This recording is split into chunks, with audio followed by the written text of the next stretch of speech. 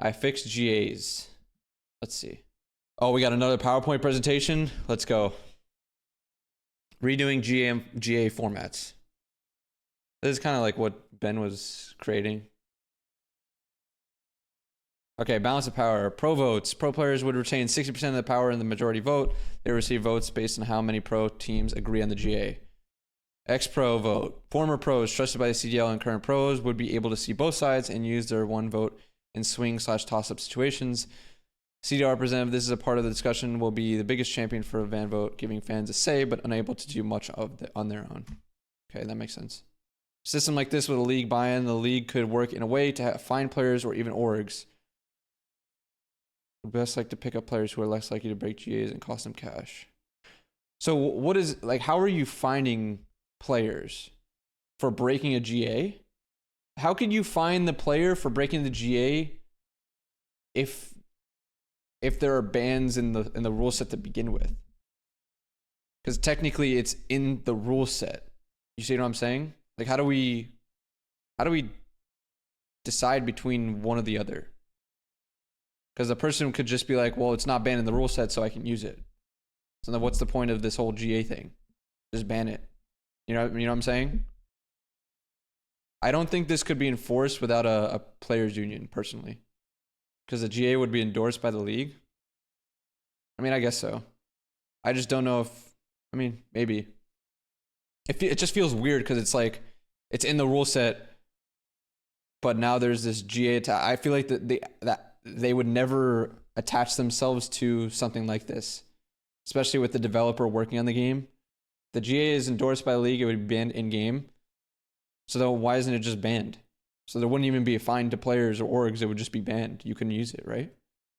And inherent bias in decision making. Players voting are battling with competitive balance and what their team are better with, while entertainment is afterthought. I completely agree. It's always going to be biased in the decision making, 100%. 3 league-wide reps. This option would allow for only players that are trusted by the league and actively want to be involved to step up. Players would vote yearly for 3 representatives that they believe would make votes in the best interest of the league and the players. Remove voting because something is best for the team. I'm not sure in this day and age you could do that with just 3 representatives of players that are going to be doing this.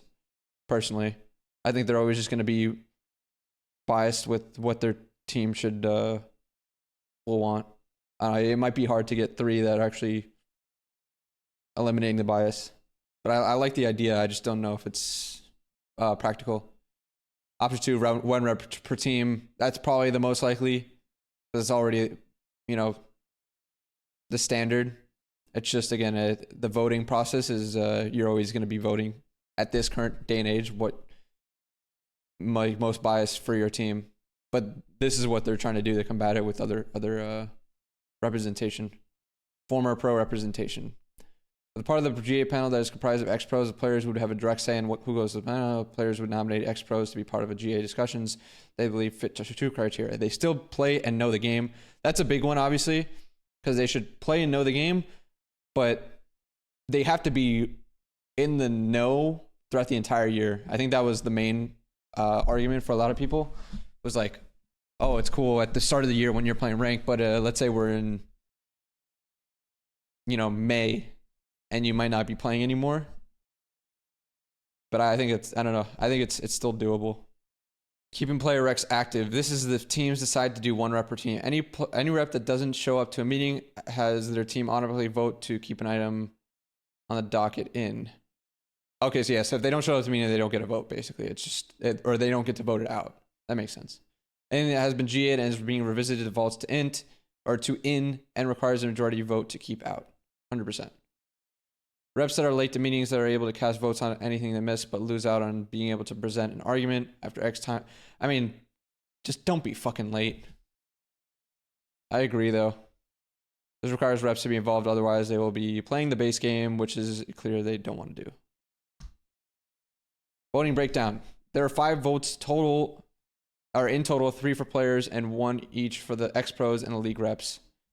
Ex-pros and league reps use their 1 vote by a majority, while the pro players get more votes the higher percentage of players want something removed. The assistant players can unanimously vote to remove something, but if the Expos or league want something gone, they cannot do it without player support.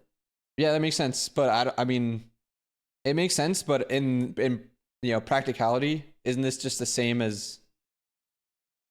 Or wouldn't this have the same result with the snipers? There were still 9 teams that took it out. Let's say the veteran pro voted it in and the community voted in. It's still out. I guess you're just relying on those 3 player votes to not be biased. I think the whole thing should be more standardized regardless. Whose PowerPoint is this? I don't know. Someone on Reddit made it, not Twitter. Competitive integrity. One important aspect of GAs is scrims. Pro players do not want to be using things in scrims that won't be in the game due to a loss of practice, and as such, many newer recently patched items get instantly GA'd. By having set meeting times and a bit more uncertainty on borderline items, every team will be on the even playing field, encouraged to test the weapons properly, and as such, all teams remain on even playing field with practice. There are things like the Krig that there is never a doubt whether bros can use common sense and not scrim with it. Yeah, so I understand what they're trying to get at. So it's everyone's going to be on the same playing field, but just because everyone's on the same playing field doesn't mean it's. I mean, it's still not competitive because you're not playing. You're not getting this practice for the actual game that you're going to be playing. So you're just taking away practice from everyone. Which I guess, yeah, sure, you're on the same playing field, but I don't know how else you would fix it. To everyone, it would just feel like it's a waste of 2 days of practice. That's how I was envisioning it, playing devil's advocate. I think regardless, it should be like you have to play 3 scrims of it to have a vote on it.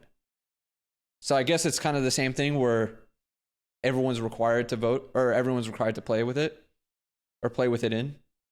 But again, like the way I'm thinking of it, the way that they're thinking about it isn't what the way that the players are thinking about it.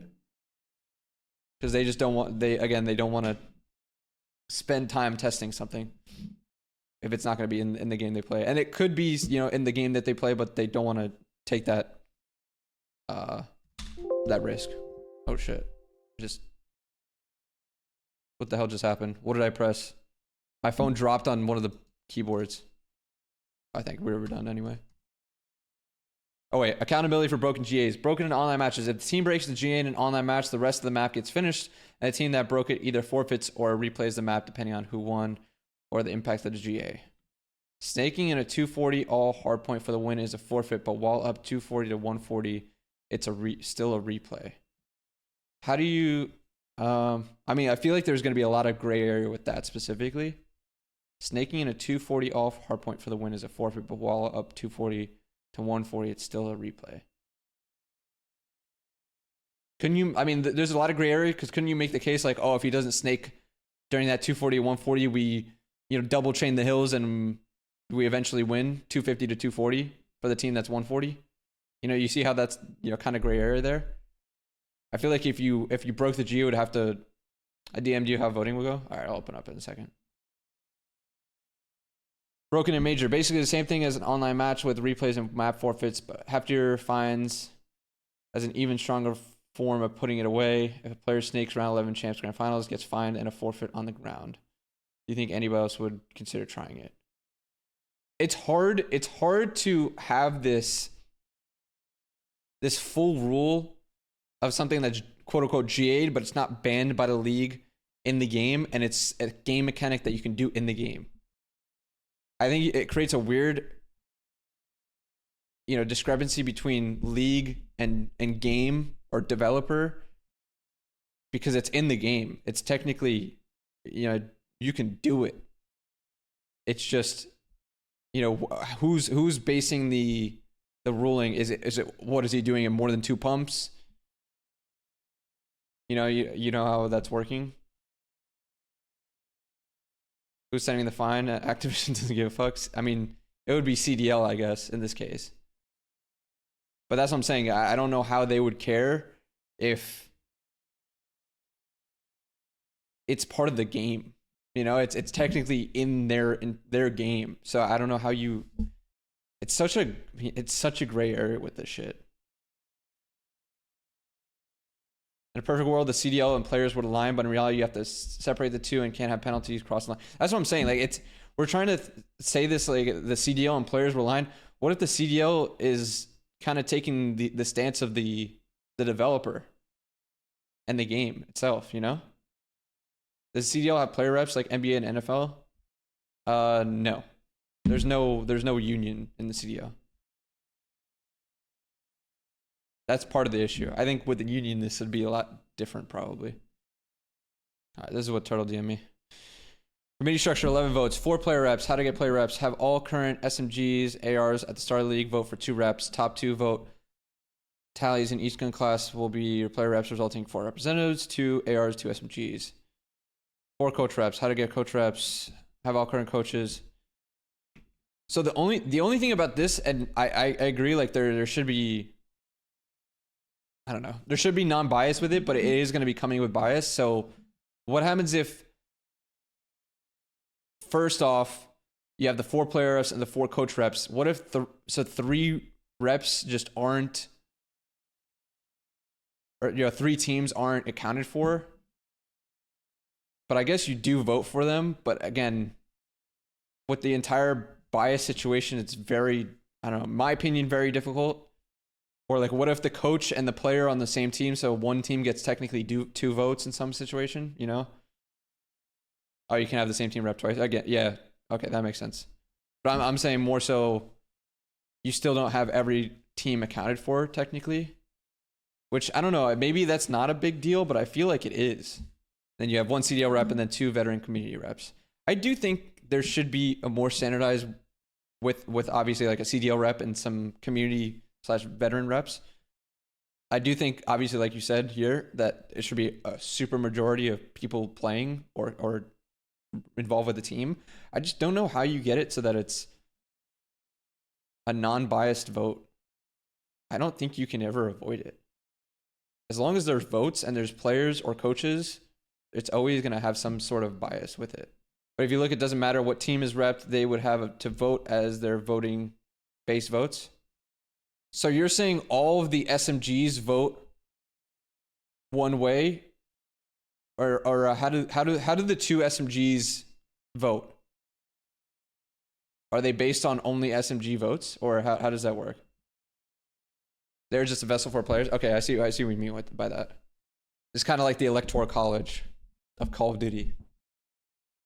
But how would the so obviously they have to vote based on their like their voting base, like you said. But what is it? Just like the how do all 4 of the players vote? So there's 2 ARs, 2 SMG. What does 1 AR take half of the ARs? And they have to vote based on how half of those ARs vote, or like how do the ARs and SMGs get split like that? There's too much of gray area and pros are too stubborn to change anything. Nothing like what's ever happened. Dude, yeah. I mean, I feel like a players union needs to be done first for anything to get going in terms of standardizing more of this stuff. The fact that they don't even have a players union yet is the most surprising thing for me. Year 5 of the CDL, no players union, literally nothing. Yeah, I mean, to be honest, I felt like if it was going to be done, it would have been done already. I'm just very surprised. It's hard because most of them are younger and most of them aren't. How do I say this? They're not committed to something like some idea like a union, or like fully aware of the benefits, I guess. It isn't big enough or mature enough esport to have a union. I mean it's big enough. I just don't think it's a priority for a lot of people. They could 100% have a union. I don't think it's that hard. Or like a players association. I just don't think, yeah, I think the mature enough is more so. I think the players being mature enough is kind of the issue, not necessarily the esport being mature. They want this to be a career, but don't want to do any extra legwork to help themselves. I think it's not only it's more so not the extra legwork to help themselves, but help their future, or like the future players that would come into the league. I don't think how do I say this? That priority is there for that either. just get